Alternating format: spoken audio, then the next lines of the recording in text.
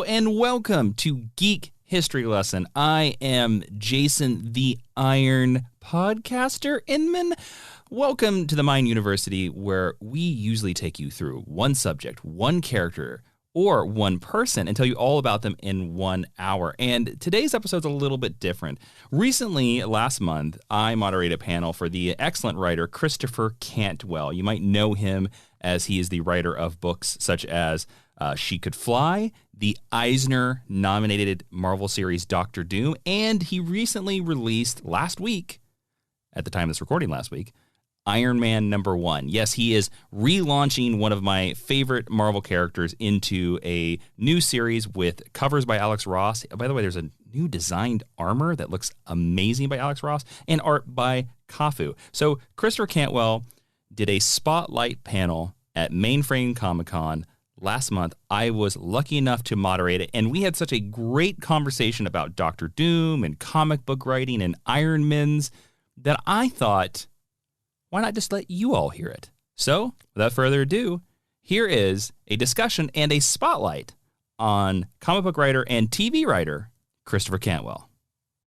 Hello, everyone. I'm Jason Inman, and welcome to the Spotlight panel on Christopher Cantwell. Now, before we bring in the excellent writer, Chris, because I know you guys are excited to talk to him about Doctor Doom, you're excited to talk to him about *Halt and Catch Fire*, and all the excellent things he's written, I want to remind you to don't forget to go over to mainframecomiccon.com and hit that donate button to help out the Hero Initiative. And also, at any time in the comments, feel free to ask questions. We'll bring them up on screen. You can see your name. If you don't know, I'm Jason Inman, the host of the Geek History Lesson podcast. But you did not come here to talk to me. You came here to talk to Christopher Cantwell. He is the co-creator of *Halt and Catch Fire*, the writer of *She Could Fly*, and he's Eisner nominated as the writer of Doctor Doom and the upcoming writer of Iron Man. Let's bring him in here, Mr. Christopher Cantwell. Hey, how are you guys? Sir. How's your Sunday morning so far? Good. I got my math wrong on Pacific versus Eastern. I always do that, where it's like we're always the last people to do anything here on the West Coast. So it's like, what's happening? But I did the same thing. I mean, like, but you kind of have to look at it as sort of like what privilege we have as West Coasters that we're like, hey, why isn't everything in our time frame? Come to our time zone. Stretch like, oh, what time is it? I'm gonna just mosey on over to Mainframe. I'm really admiring your Iron Man and Doom figures behind you. Oh, yeah. Are these Marvel Legends? This one is this isn't the new Legends. This is like the old retro one. And then this is the 112, the like Mezco one. Here, I'll turn on his chest. I'm going to turn on his chest. Oh, he killed Doom. I'm going to turn on his, How does this work? Oh, yeah. See, look at this. Look at that. Wow. That is high quality arc reactor. Incredible. Back in our days, people's elbows wouldn't even bend. So I appreciate that. Now toys have lights. Their faces would rub off and you'd be like, oh, well. Oh, man. All right. So before we dive deep into some Marvel stuff and some other things, I want to ask you, are you working on any creator-owned comic books currently? Yeah, I actually am. Well, yes, they're none of them have been announced yet, but there's 2 or 3 that are kind of in the hopper. Mm-hmm. One for sure, and then hopefully this week I'll get the final word on a couple others, but some stuff I'm excited about. Yeah. Any genre hints you can give us? Well, one may have to do with someone flying, which would be nice. Mm-hmm. Someone flying. What else? A weird, I don't know. The stuff I do is like kind of genreless. There's one that's super dark, one that's kind of nice, and one that's in the middle. I don't know. I'll phrase it like that. All right. Good enough. Yeah. I wanted to make sure, like, because you know, I'm a big fan of *She Could Fly*. Oh, so yeah. Well, there should be some final word on if we get to wrap that story up or not. But I'm excited. We'll see. I'm hoping. Fingers crossed. Nice. All right. So I want to dive into Doctor Doom here. And I want to talk about this because, by the way, congratulations on the Eisner nomination. That's pretty impressive. Thank you very much. No, that was really cool. And, for Salva and I to get nominated and I don't know, I think it kind of it caught me off guard. I had no idea. I got an email from Tom and it was like, what? So that was, I mean, and Salvo was funny because I'm obviously moving on to Iron Man, and he reminded me that he did win an Eisner for Iron Man. So, all right. I won an Eisner for that one. So don't screw it up, buddy. Yeah, that's basically what the message was from Salvo. I was like, I'll try not to. So, yeah. When you were given the opportunity to pitch for Dr. Doom, where did you start? Because Victor Von Doom is very complex. He's a very difficult character, but also it'd be very easy to make him one note, just constantly have him be like, curse you, Richards, like in every issue. Yeah, you can. I feel like in today's time, you kind of wear that out pretty quickly. Yeah. But the first thing that happened was Will Moss reached out, and out of the blue, I kind of had an introductory email with him months before, hey, I'm Chris, I'm working with Karen Berger.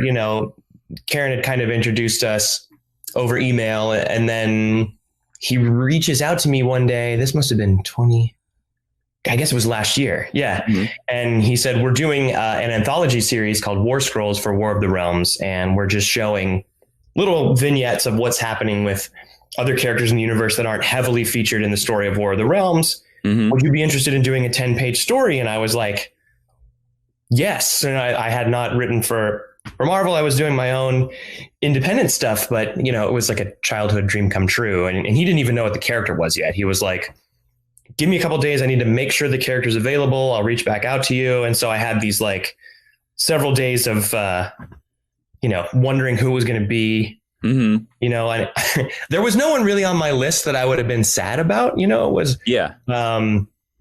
I think I when he came back with Dr. Doom, I was blown away. I was like, yes. And the first thing I did is I didn't want to mess it up. Right. I think you get an opportunity like that. You don't want to mess it up. So what I did immediately was I went back and read like everything I could. I mean, I went back to the 60s. I did the arcs in the 70s, the 80s. I read the books of Doom. I read Triumph and Torment. I just went back and refreshed on everything I could to figure out what the story was going to be. And there's a 3-panel piece of Triumph and Torment that Mike Mignola drew that I really love, where it does break out of the one note you're talking about, which is it's when Doom and Strange return for a moment to Latveria. And in one panel, a young child hands him a flower. And you can see like they love him. And then he takes the flower and you can see that he loves them. And that to me cracked open the character, where it wasn't just evil. I mean, that's definitely there, but it was, there is a love there of a totalitarian dictator for his people. And then there's the other storyline that kind of goes in tandem with that blew my mind, which was, famously he was deposed and then the rightful ruler came in, right? And then he was out of it for a while. And then he comes back to the Fantastic Four and he's like, help me be the head of Latveria again. And they're like, what? And he says, let me show you. And he takes them to Latveria, and it's like a hellhole. It's like terrible. This guy has blown it, and he's gotten more nervous and anxious. He's developed his own secret police. And in a way, he's like worse than Doom ever was. And so it's this weird kind of story that is like American nation building, where the Fantastic Four are like, we're just going to put this dictator back over here, and then everything will be fine. So there was a sincerity to it that I thought was fascinating. So I started from that. And then my 10-page story was called A Rose for Victor. So I actually kind of paid homage to that. Bring it back. Flower, where a kid actually gives him a rose. He has a little bit of a different reaction, but that's... Do you have a past creator, because you did all this research, that you think, like, which past Fantastic Four or Dr. Doom writer do you think like handled the character the best? Now, you mentioned Triumph and Torment, so I'm going to say, do you believe that's Roger Stern? Yeah, I mean, that book... That is by far, in a way, my favorite. And I have a little office 5 minutes from the house because I live in a small town in California, and I keep that one on my desk next to like the Marvel Handbook and other stuff, because it's great to go back and just reference. It's so contained. It's so perfect. Again, it's a story about Doom is not trying to conquer the world. He's trying to save his mother's soul. Right. So the thing I always believe about Doom is that he can love and yet has trouble being loved. I think that if there was a flaw in the guy, obviously, then the other bigger things, I think that little source wound is important, and it's that story is so great, and also that story focuses on the magic and mysticism of Doom more than the Stan Lee stories of the science and technology and finger guns and time machines and all of that. I think it's amazing to talk about his intellect, and I think like the relationship between him and Richards is fascinating, right? And in the Doom book, and I'm so glad we're coming back next month, because it's not about Richards and Victor, but I'm going to touch on their relationship. And I think it's always interesting to kind of poke at if Richards kind of knows what he's doing. Like, I feel like if there could ever be an intellectual bully that could also deny being an intellectual bully, it could be Reed Richards. Yeah, I'd be curious to talk about that a little bit, because I know, obviously, I assume you sort of have to coordinate your book a little bit with Dan Slott and Fantastic Four, because the Victorious showed up in your first arc, and that's a Dan Slott character. Have you, in your first arc, were they like, okay, you can't use Reed Richards until like the second or the third arc because we need him to be over here, but we'll give him to you later? Yeah, I mean, it was the parameters of the book were Slott is running with the Fantastic Four, so if they need Doom, we need to kind of make sure he's not off doing something crazy. That said, I learned a very valuable lesson from Tom Brevoort, my editor, and he's also the editor of Fantastic Four book, is that the books, even if they're coming out in the same month, it doesn't have to be contemporaneous storylines. Sometimes that's cool, right? But like big crossover events could happen in a week, right? And your story is happening. That arc could have already ended as you continue your story for the next year. You kind of have to deal with that too, because am I right or wrong about this? And please correct me if I'm wrong. Didn't Dr. Doom sort of die or try to destroy New York during your run in Amazing Spider-Man? So I was very how much warning did you get on that one? I was trying to protect, the larger narrative of the 616 universe with the character. And I was definitely deferential to Dan, and I made sure that Victorious would be available and all of these things, because I thought it was a wonderful character that I wanted to explore more. But yeah, there was a month where in our book, there was a coup against Doom, and in Amazing Spider-Man, he was being assassinated. Yeah. It was by a person that I don't want to give anything away from our book, but it's like I think it was the nation of Simcaria, which is next door to Latveria, was somewhat involved, and it was like cool, I was like, did Tom and does Nick Spencer ever call anyone? It's like, Tom, could you told me? And he was like, I don't know. It's so funny because there's so many. It's when they hand you the keys to Amazing Spider-Man, you can do whatever you want. I know, they're like, it's Spider-Man, whatever. But yeah, it was a little crazy. But since then, I think I've just tried to protect what we're doing over here. And I think with Richards, what I think is interesting in books like Doom and even in upcoming Iron Man is how do you break these guys out of their comfort zone? And if you are going to reboot, you're going to do yet another #1 and all of that stuff. What can you give people that's new without sacrificing what they love, right? And so I think the character is malleable and also kind of this statuesque kind of impenetrable legacy, right? Which is kind of interesting. There's a duality there where Doom is Doom and you can't really mess up Doom. Otherwise, it's not going to work. But because it's almost like an American Greek myth in terms of mythology, you can really change some things and reinvent some things and at least put him with some different people. So, that was where I approached the book. But eventually, in Doom and Iron Man, it's like if he's going to call someone or if he's going to need to deal with somebody, it's probably going to I feel like Richards is in his Fave 5 on Verizon, even if he hates it, so if he dial 4 is Richards. So I feel like you gotta, when relationships are that important, I think you have to at least touch on them for inflection points in the story. Yeah. We have a question here. Whitewell Comics in the chat says, hi, Jason and Chris. Chris, how do you handle writing a hero differently than writing a villain, and which do you prefer? Oh boy. I mean, I think with Tony, it's been, I will say, more challenging because Doom, a villain, has a larger spectrum of actions that they can take, right? I think their bag of tricks is deeper. They're not going to be so concerned with hurting someone emotionally or physically or having a lot of collateral damage, or there's less of a code there. I think that the best heroes have a code, but it's definitely a different code or a more kind of undefined code than a hero, right? Like a hero is, and unless you're going to fully dismantle a hero, they're confined by their own moral compass in terms of what they can and can't do. And that's not writerly. I feel like if you're writing the hero, them psychologically, they're boxing themselves in, which I think is interesting because you can play a lot of the frustration of what a hero can and can't do as they assess the situation, right? As they assess some sort of crisis with themselves or in the world or universe, whatever it is.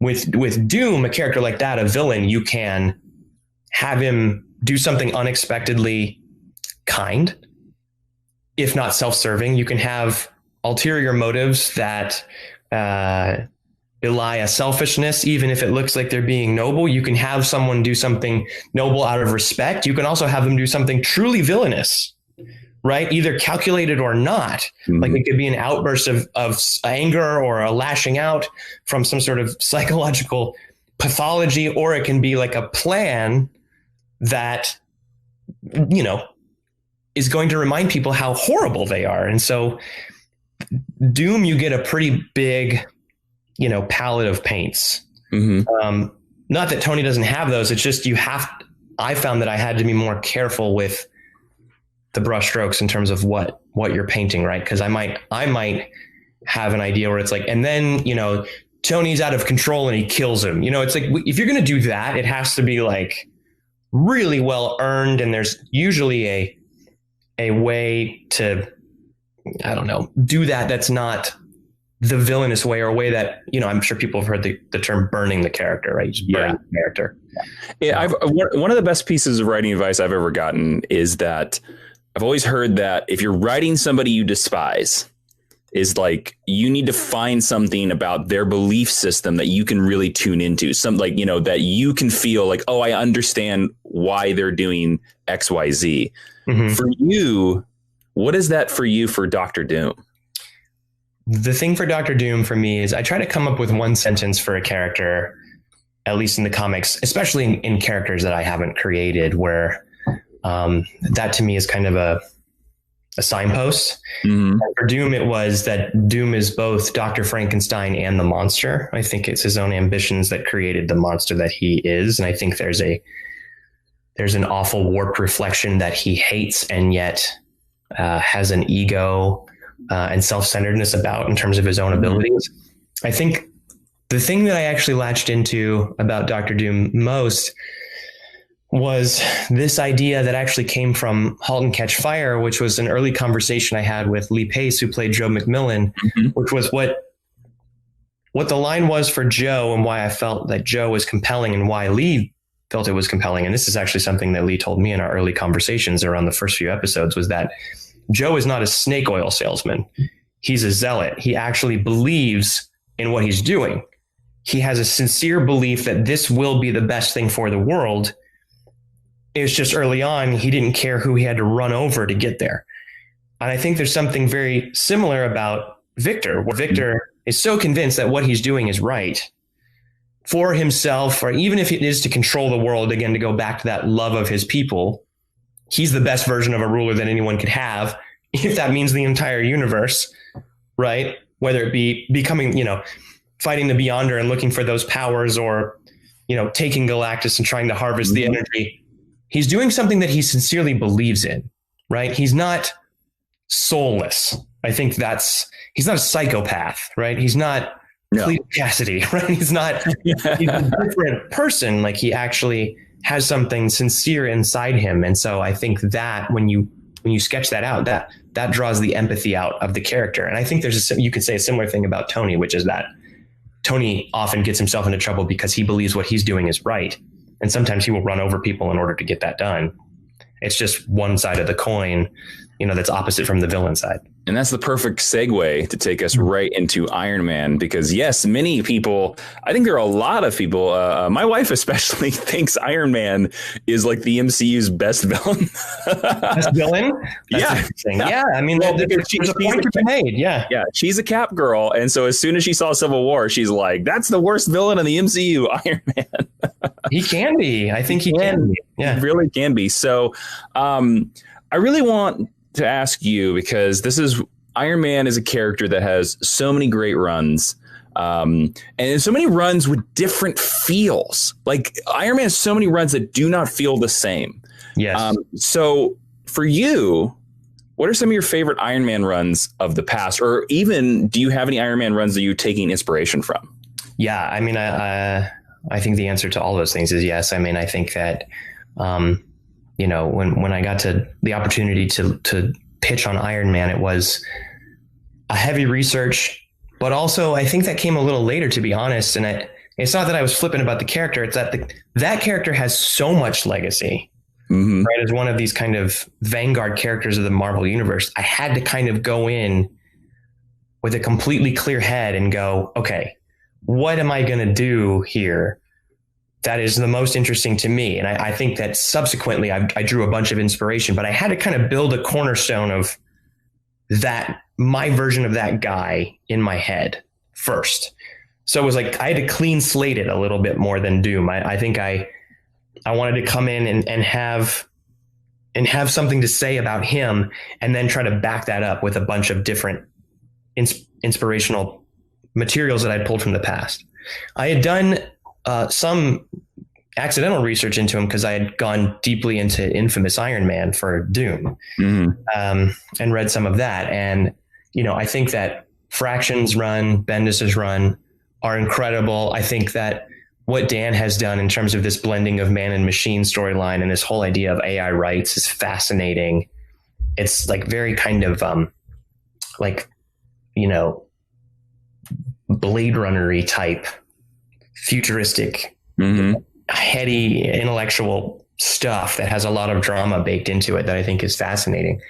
I think I wanted, since we were going to do another number one, I wanted a bigger pivot away from that. So even for like Fraction and Bendis, like I wanted to move away from the hyper sophisticated nanites, extremists, all of that stuff. I wanted to try to do something different. I thought that story was so well cataloged and told all the way through Dan, the idea of blending man and machine, that I wanted to go a different direction. And I wanted to see if there were a different direction that I could find. And for me, that was to go back to this idea of classics with him, not in a nostalgia sense, but in a, again, to go back to Halt and Catch Fire, right? You have the hyper sophisticated software programmer, right? You have the Steve Jobs of it all. You have the Steve Wozniak of it all. But even talking about Wozniak, you look at the other character, Gordon Clark and Halt. And my favorite stuff was when they were literally pulling stuff apart and they were soldering stuff and they were, shocking themselves and doing all of this, different stuff. That kind of heavy mechanical, close to the metal feel felt like a different shade on Iron Man, one we hadn't seen in a while. So I kind of approached it from the perspective of like a car mechanic, right? I was like, let's put him in a greasy garage. So literally in, the first issue, like his new kind of home base place is like beneath his new apartment in New York is this like garage. It's literally a garage. And I wanted to feel like this guy is wearing a muscle car that is rather unwieldy, has a lot of horsepower, and can get out of control very easily. I think he can break traction in that suit. And I think that it's true of Tony's mind too, right? Is he's just so kind of hyper aware and moving so quickly. He has a lot of horsepower in him too. I mean, and also in terms of the ego, like you were talking about, I mean, he gets revved up, and that's when I think Tony gets the most dangerous to himself and others. So that's where I wanted to go with it, and that felt new. And so in looking at the runs, I went into, the end of the first Leighton, Michelin run. Mm-hmm. And then I even have them, I think, over here. I have, Denny O'Neill's stuff dealing with the aftermath of Demon in a Bottle. And then Armor Wars, which I think is fascinating because that's a story of Tony's paranoia. Like, that is really, you're ripping me off. Like, everybody is awesome and good only because they stole my technology, and now I'm going to go destroy all of it. That's fascinating to me. Like, that's a very selfish motivation that's underneath the mask of the hero, right? And then, all the way through, Burn and stuff like that. Like, that kind of fillet of the Iron Man legacy was really where I'm trying to pull from, because that, I feel, was where he was most emotional, most basic and simple, and not wrapped up in being a living computer. A living computer, right? Because that's an amazing story, and we've taken him all the way there through Iron Man 2020. I mean, it's happening. He's been a sentient consciousness in a virtual realm. Like, I don't know where you go after that. So it's like, let's try this road. Let's see what's down this road. I love that you gave the reference to where basically if anybody needs to understand any of your comic book runs, all you need to do is go to Netflix and watch Halt and Catch Fire. So you'll see the things I'm preoccupied with. Yeah. We have a great question here from Jace Malam, who also hosts a great podcast called The Comic Source. Says, morning, guys. Chris, can you talk a little bit about choosing Korvac for Iron Man? By the way, real quick, I don't think we've told anybody. When does Iron Man issue 1 come out? September 16th. September 16th. All right. And the week after Doctor Doom 7 comes out, which is great. All right. So let's talk about Korvac. Korvac. Okay. So I will say, even as a comic book nut, I was not fully really aware of Korvac until maybe a couple years ago.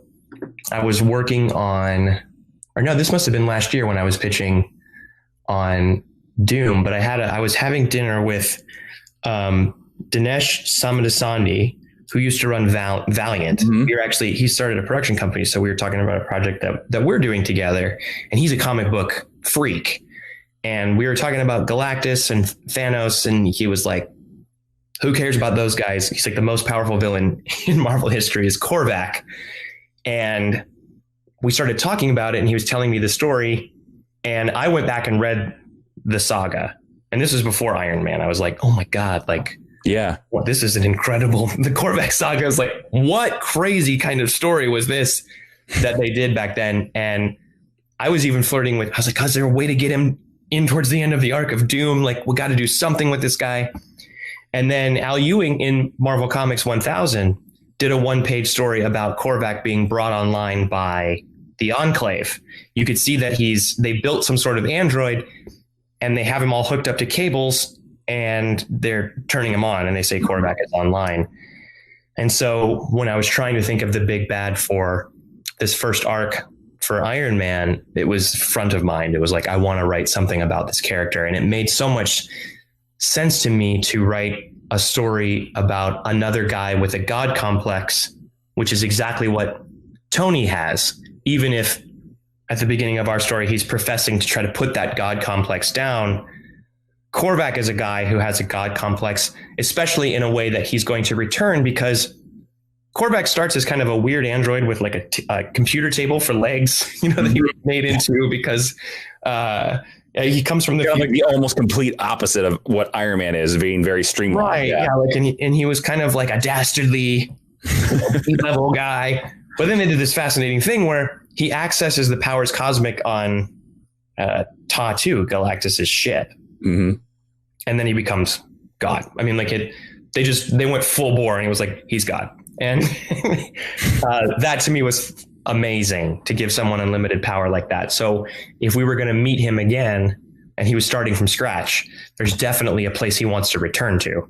Mm-hmm. Right. Which is, I remember that was pretty cool when I was a God. So I think he's got his mindset on that. I think he doesn't have any reservations or facade. Right. In a way, he's even more so that than Doom. Right. Doom wants to be God. Mm-hmm. But I don't think he would say that out loud. I think he might even think he already is, or, that he doesn't need the powers cosmic, whatever it is. He's got so much pathology and baggage, but I feel like Michael Korvac is like, I need that. And what's also great about Korvac is also not selfish, at least in his mind. He wants to make a utopia, right? Which is where he was in the 70s. he felt bad about killing the Avengers because he was like, they're noble people, but I have to kill them in my Forest Hills house in New York. Right. Like it was, so he professes to have good intentions. I think that's always fascinating in a bad guy because Tony is someone who professes to have good intentions. So there's a neat, blurring there. Kind of opposite there. We have a great question here from Lavina Mikado, who says, "Hi, Chris.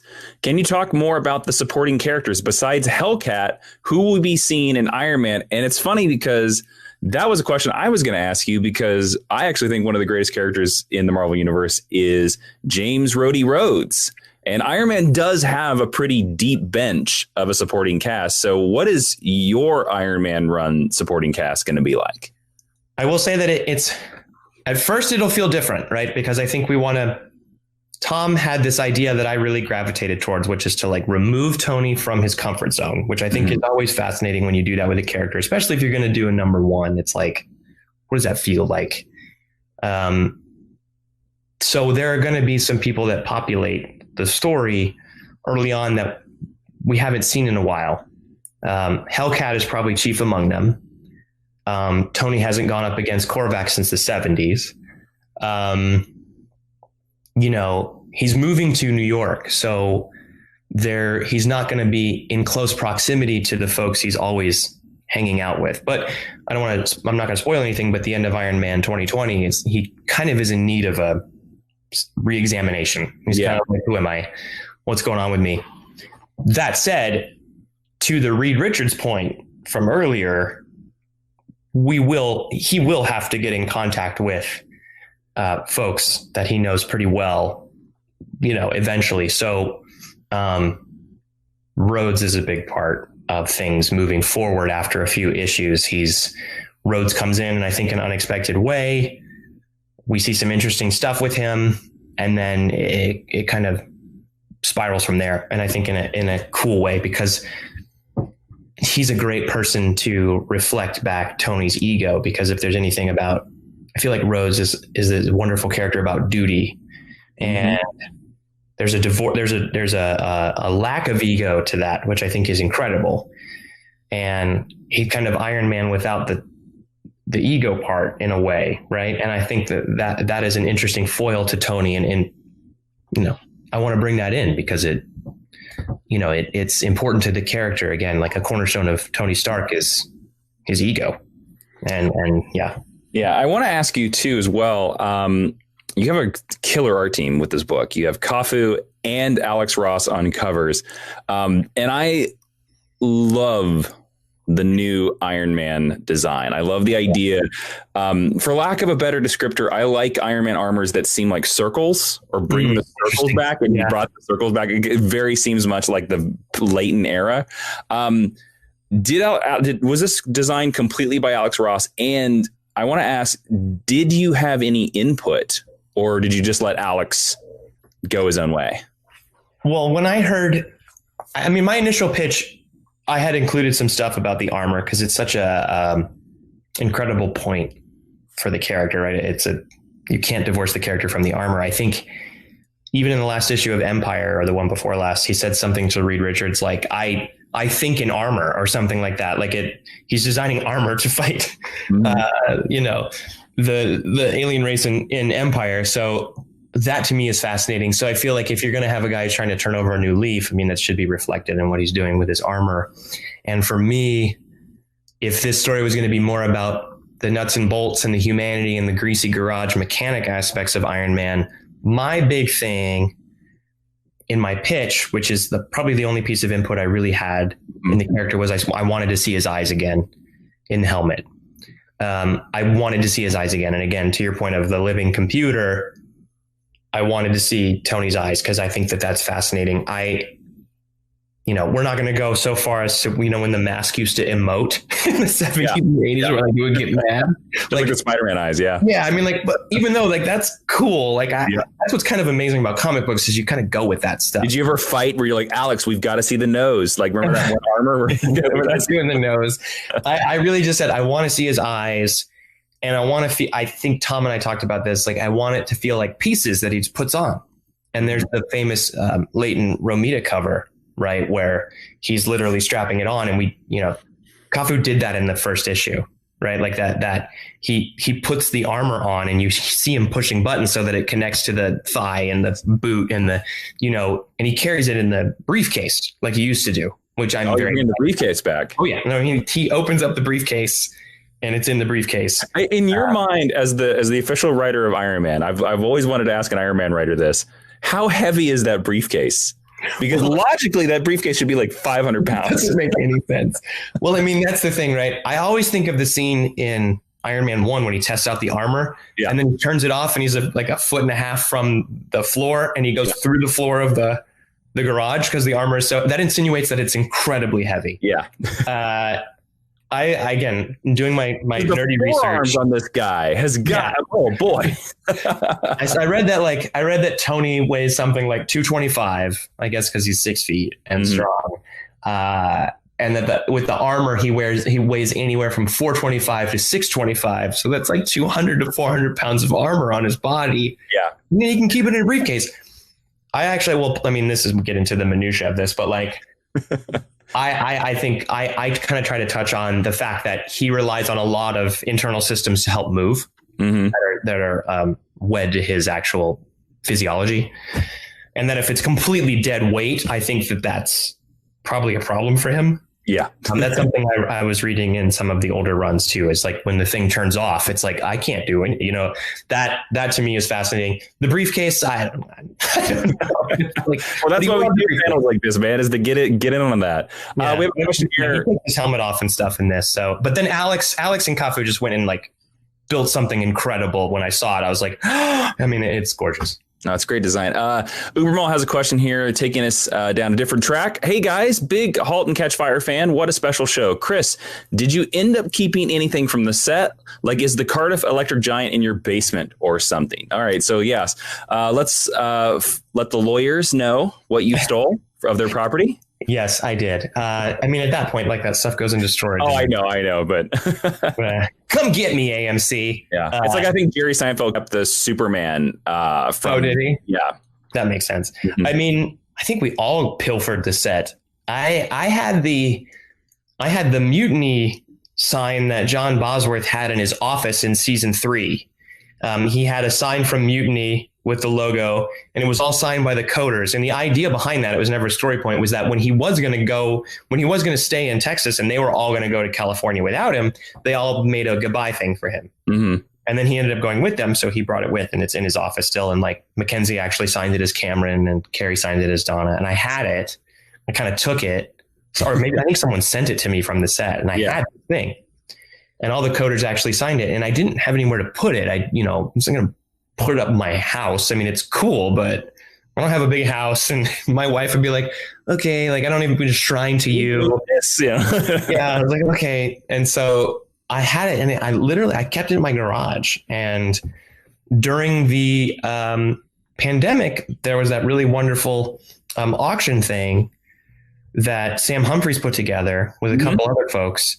And I auctioned it off. And someone who's a huge fan of the show got it and was very happy and, fixed it up. And what was the shipping like on that?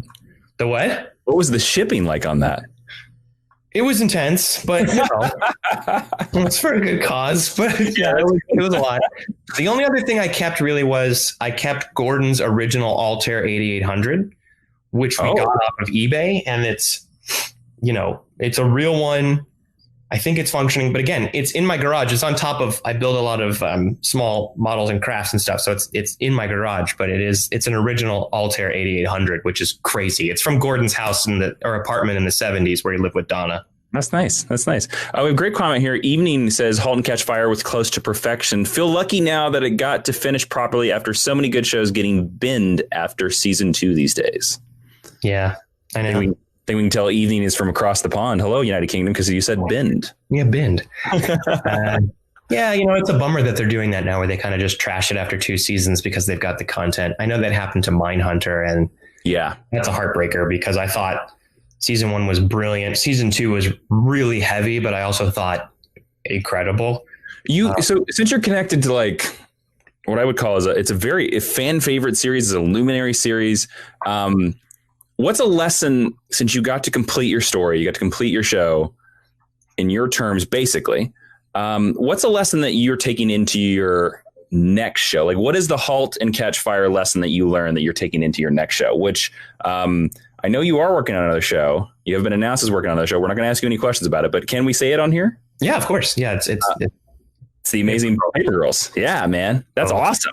Yes, it's very cool. Of that, correct? Yes, with Chris Rogers, who I created Halt with, and then Steph Folsom, who sold the original pitch of the series with Brian.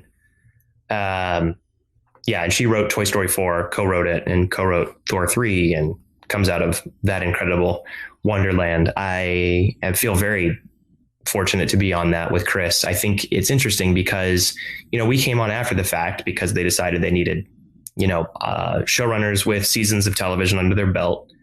I think it made sense for us because we had written some really, in my opinion, at least, solid, good female lead characters of our show that I'm still very proud of. And it's Steph sold this pitch, but the three of us are coming in, and I know that Chris's and my fingerprints will be on it, and that'll be great creatively. But we had a showrunner come in on the first 2 seasons of Halt, a guy named Jonathan Lisco, and we couldn't have asked for a better mentor or person to teach us the ropes. And it's not really that we're doing that with Steph, because I think she could do all this herself, but we're coming in with television experience, and the best thing we can do is impart that on somebody else, and also say, like, what is the best version of this show? Let's make sure that happens, and not let any ego or anything like that get in the way. I think I just coincidentally happened to have a nascent comic background when that thing materialized. It was a series that Chris Rogers had happened to read. He's not as big of a comic book person as I am, but he knew of it. I think just because it's one of those series that transcends its medium in terms of, it being known out there. So it's a very exciting show. Again, it's a female ensemble. We are the only 2 white guys in the room. That was important to us. Nice. The Paper Girls are a very diverse cast. They come from all walks of life. So we really tried to flesh that out with the right writer's room. And it's a show told from a female perspective. So Steph is there, and we have a lot of female writers bringing their experience, and female producers and things like that. That's very important. I'm not going to walk into the Paper Girls room and be like, here's what I think you should do when you're 12 and a woman, it's not what I have all this experience. I'm there to write stuff on the board. Like, good idea. I think that, but again, that show is being made by such a great group. I think Chris and I always run a very friendly room. It's kind of best ideas wins room.